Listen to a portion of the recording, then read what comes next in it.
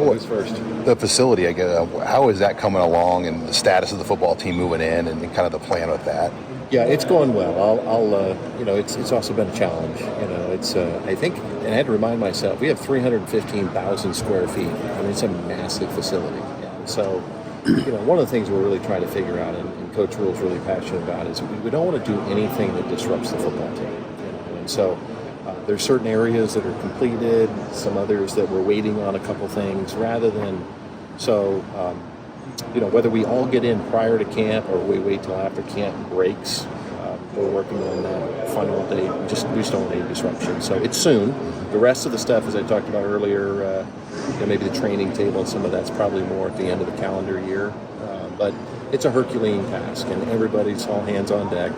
Our partners in the construction and project management team and internal team are working really hard to do it appropriately. But we just, obviously being the first year and everything, we don't need anything to disrupt the team. So we also have great facilities where we currently reside, right? So would you get the locker room then and the weight room before the season?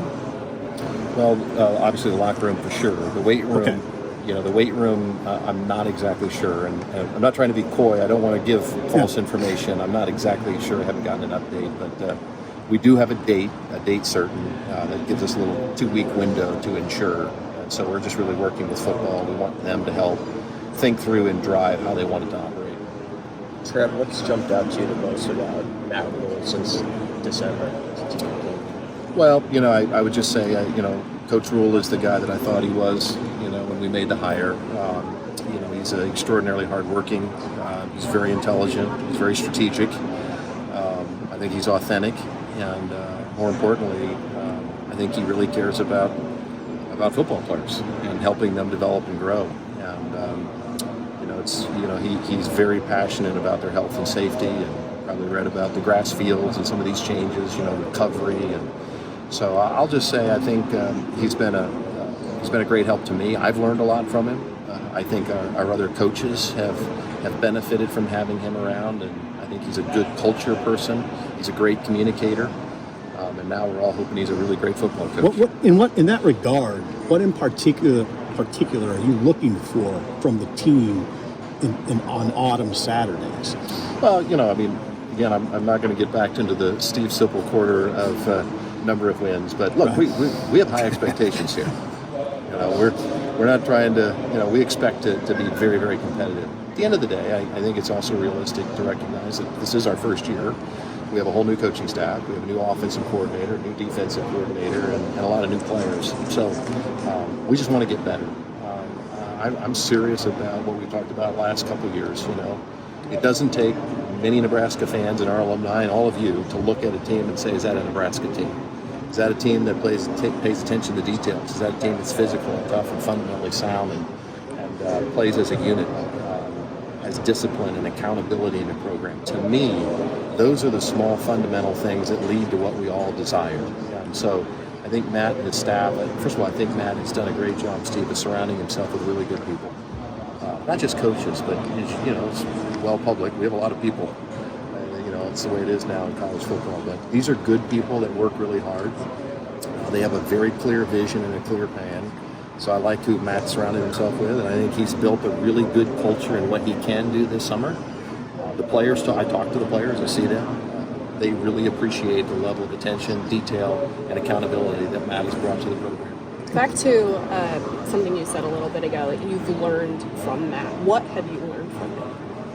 There's just different styles of leadership. There's communication. Matt is very strategic. I watch how, and it's not necessarily we're in a classroom in these, but I always believe, I think you can always learn as a leader. I observe all our coaches, not just Matt, but I watch him interact with the student athletes. This concept of coaching players hard, but earning their trust prior to that has been really meaningful to me. He and his staff really invest in the players, like getting to know them as people.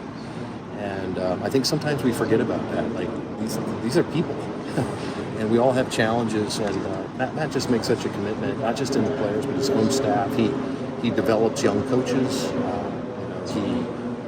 I think just observation more than anything else. And we spend a lot of time together. we're working on our relationship. Obviously, I think it's really important. I work really hard on my relationship with Ted Carter. I think it's important that the people that are tasked with making decisions have a general agreement, understanding of where everybody's coming from. So in that respect, it's been really good. Trev, when you watch Matt at this event on the stage up there and see him representing Nebraska on a national level, what does that do as far as validating some of the things that you thought about him and how he would be a representative of your brand going back to last November? Well, it's really important to me. I've said this before, but in large part, I feel like part of my responsibility is to work hard to protect, maintain the integrity of, and advance, the thing that's on my lapel, right? And that's what we're tasked with doing. And so, I think Nebraskans and our alumni are that's really important to me, And so having somebody who understands that and embraces it.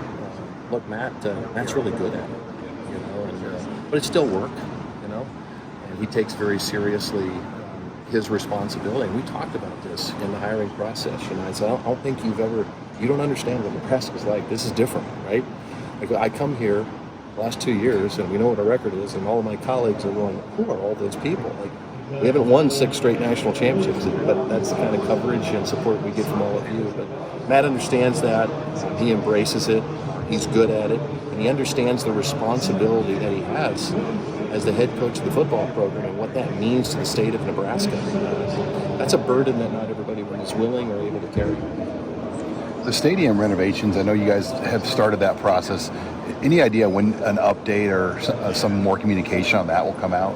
Yeah, we're working hard. You mentioned the Go Big project. The really interesting thing about the Go Big project is it's really opening a world of opportunities over the stadium. So it's really been the catalyst to rethink some of those spaces that are being vacated. And so we've got a great executive team. Our hope is that I think it's October 5th, as we have a Board of Regent meeting. Our job is we're tasked with presenting a vision, plan, and an opportunity to execute a vision of Memorial Stadium that we'll present to Ted Carter and the Board of Regents on October 5th. And so part of why it's a Herculean task is we're not just talking about the stadium itself, but you're talking about backfill from the Go Big project. So you think about 315,000 square feet coming online, there's a significant amount of programming that's leaving the stadium. So how do we rethink that? I think we have some very good entrepreneurial ideas about I'm really interested in how we can activate Memorial Stadium more than 7 Saturdays a year. And I think a lot of us in college athletics are thinking that way, looking for new entrepreneurial revenue streams. I think the outdoor volleyball game, the Darth, those types of things, and how do we think about that? How do we integrate academics into our thinking? So we'll have a good plan. We've got good progress, but I'm guessing it'll be public shortly before that board meeting. Excellent. Anything else, guys? Thank you. Thank you. Okay. There's